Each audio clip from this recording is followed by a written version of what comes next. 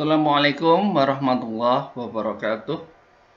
Pada anak-anakku semuanya, siswa kelas 11 IPS yang saya cintai, puji syukur alhamdulillah pada pagi hari ini kita bisa bersua kembali dengan saya Bapak Wilvan Pribadi. Selanjutnya saya ucapkan syukur alhamdulillah ya, kalian sudah bisa naik kelas ya, dari kelas 10 ke kelas 11. Kemudian ada di antara teman-temanmu mungkin ada yang tidak naik kelas ya, yaitu suatu prestasi yang perlu kalian syukuri. Dengan bentuk syukurnya apa? Nah, dengan meningkatkan prestasi belajar tentunya ya di kelas 11 ini. Anak-anakku semuanya, pada pagi hari ini atau siang hari ini kita akan masuk pelajaran biologi ya, dengan bab sel ya, dengan bab sel. Nah, tentunya anak-anak semuanya akan ingat ya, apa itu sel? Ya, tentunya sel itu adalah bagian yang terkecil dari tubuh makhluk hidup ya. Jadi kalau tubuh itu dibagi-bagi, ada tangan, ada kaki, ada kepala, dibagi lagi, ada jaringan-jaringan, ada usus ya, ada mata, ada otak, dibagi lagi paling kecil yang sudah tidak bisa dibagi lagi, yaitu adalah sel ya. Sudah diingat ya bahwa sel adalah bagian terkecil dari tubuh makhluk hidup ya. Jadi tujuannya silakan dibaca ya. Nah, ini adalah sel dengan tujuan pembelajaran.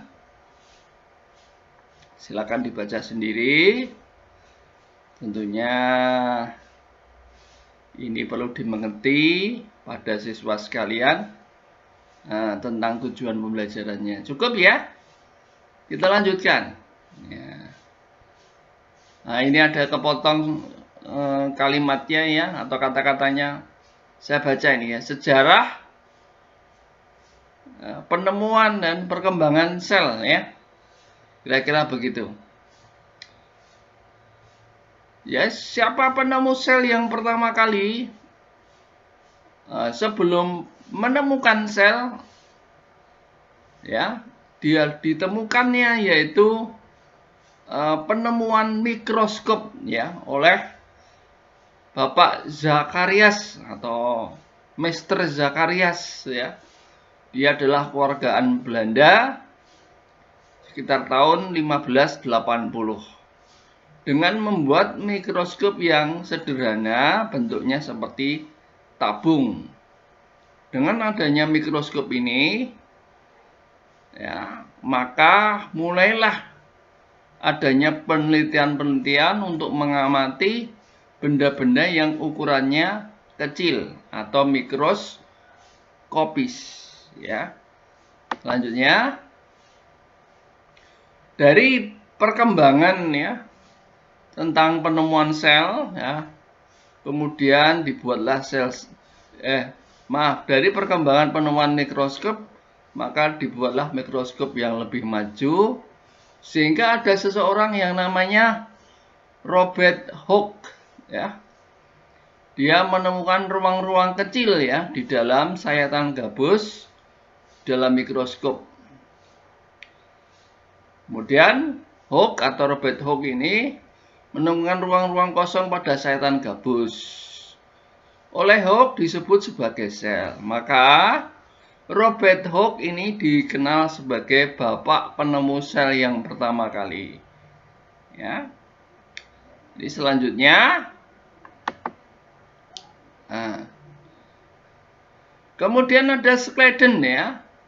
Sladen ini merumuskan bahwa sel merupakan satuan fungsional kehidupan. Artinya dalam satu sel yang kecil itu sudah mampu menjalankan kehidupan.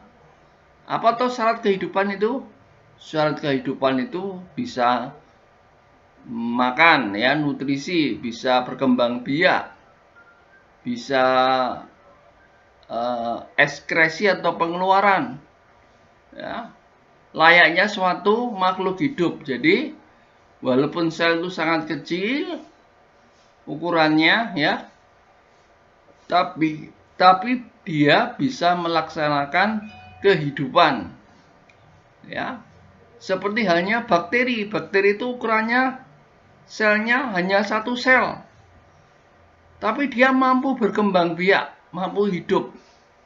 Maka dikatakan bahwa sel merupakan kesatuan fungsional kehidupan.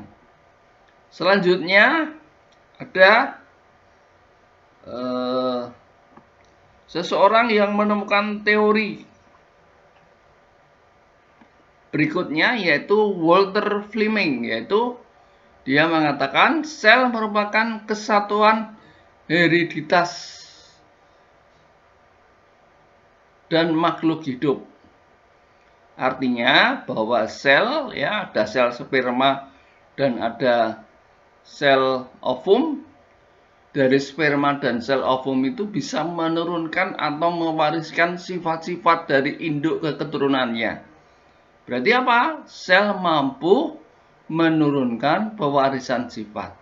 Pewarisan sifat itu dikenal dengan istilah hereditas, ya. Saya kira itu. Kita lanjutkan.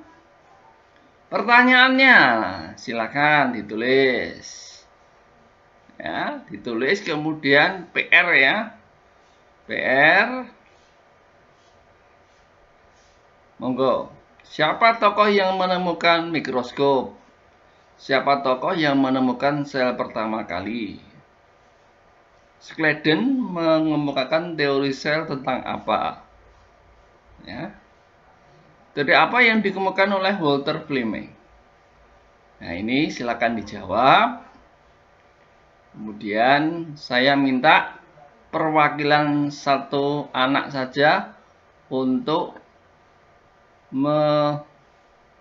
melaporkan, ya, di WA. Di WA. Ya. Karena nanti kalau semuanya melaporkan nanti WA-nya penuh. Tapi saya minta yang tidak melaporkan juga menulis atau menjawab, ya. Menjawab apa pertanyaan-pertanyaan ini sehingga ilmunya itu nyantel, ya, dalam bahasa Indonesia ilmunya itu tersimpan dalam memori. Kita lanjutkan, ya.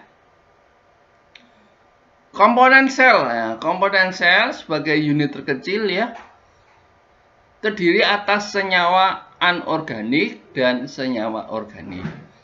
Anorganik itu adalah bukan senyawa hidup, ya, sedangkan organik senyawa yang mendukung kehidupan.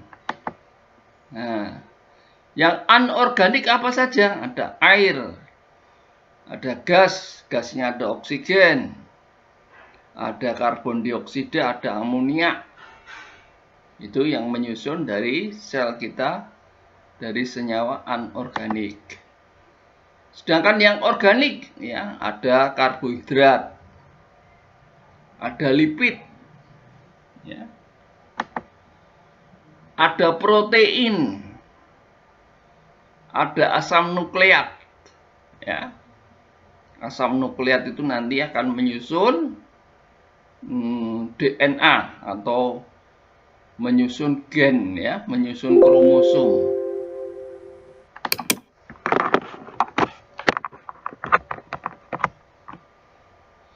Selanjutnya,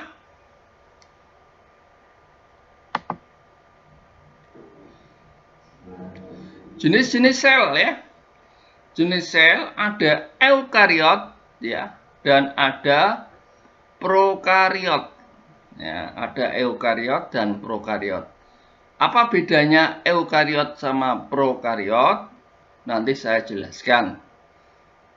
Eukariot artinya sel yang sudah memiliki membran inti. Tanya, tadi jenis sel ada eukariot dan ada prokariot. Eukariot artinya tadi sel yang sudah memiliki membran inti. Sedangkan prokariot sel yang belum memiliki membran inti. Contohnya untuk prokariot itu golongan Monera yang dikenal, contohnya bakteri ya. Sedangkan eukariot terkenal yaitu jenisnya ada tumbuhan dan hewan, sel tumbuhan dan sel hewan. Sekali lagi saya ulangi, sel eukariot, sel yang sudah memiliki membran inti. Kalau prokariot, sel yang belum memiliki membran inti. Ini contohnya prokariot. Kamu perhatikan di sini ya. Ini adalah kulitnya ya, atau dindingnya. Begitu kulit atau dinding ini langsung masuk ya, langsung masuk ke inti. Jadi tidak ada membran intinya. Nah, ini terdapat pada bakteri ya, pada bakteri.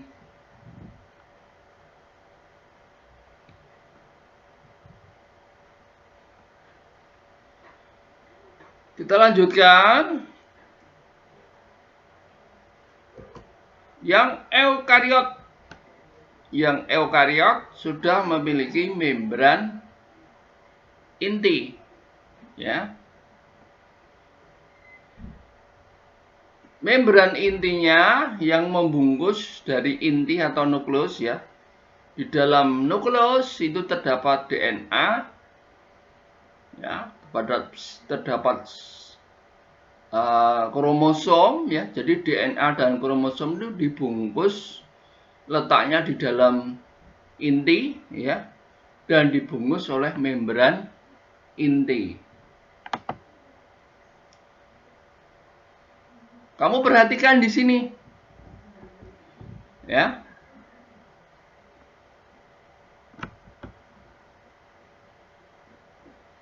Nah, ini dinding, ini membran ya.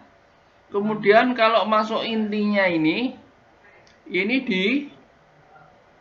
ditutupi, dilapisi membran. Ya, dilapisi membran. Ini pada sel hewan ya. Dilapisi membran. Nah, maka dikatakan sel ini memiliki membran inti. Membran itu artinya lapisan ya. Lapisan. Nih. Dilapisi. Ini intinya, kemudian ini lapisannya. Kita lanjut.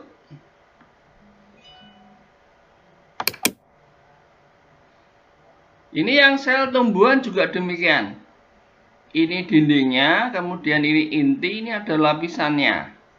Lapisan yang membungkus dari inti. Ya, maka dikatakan sel yang memiliki membran inti ya, atau prokariot.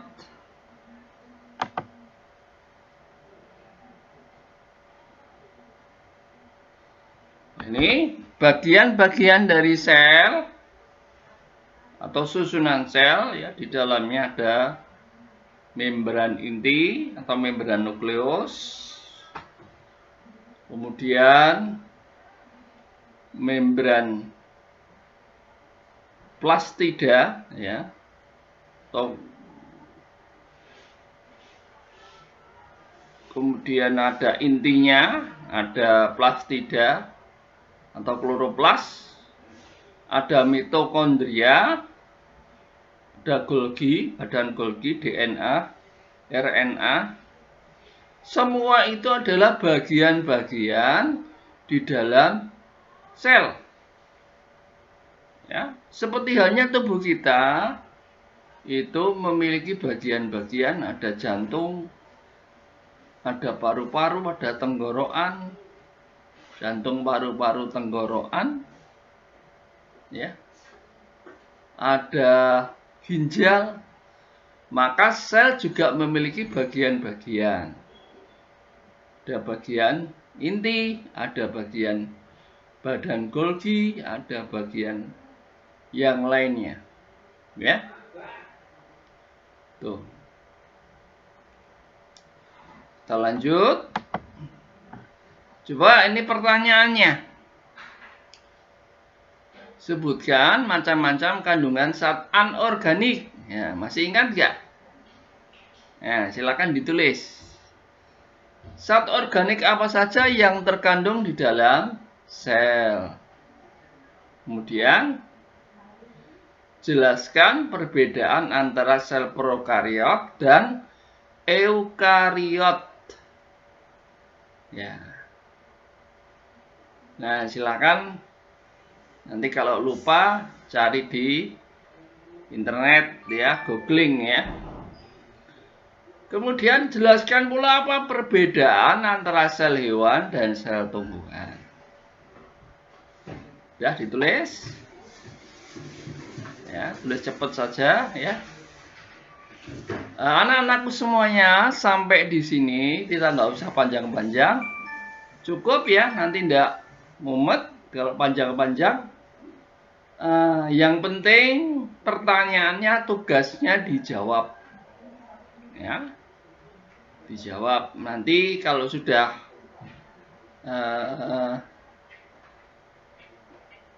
bisa masuk sekolah, saya cek jawabannya nanti. Makanya walaupun yang melaporkan hanya 1 orang, tetapi semuanya menjawab, semuanya mengerjakan. Demikian ya pelajaran biologi kali ini. Terima kasih. Assalamualaikum warahmatullahi wabarakatuh.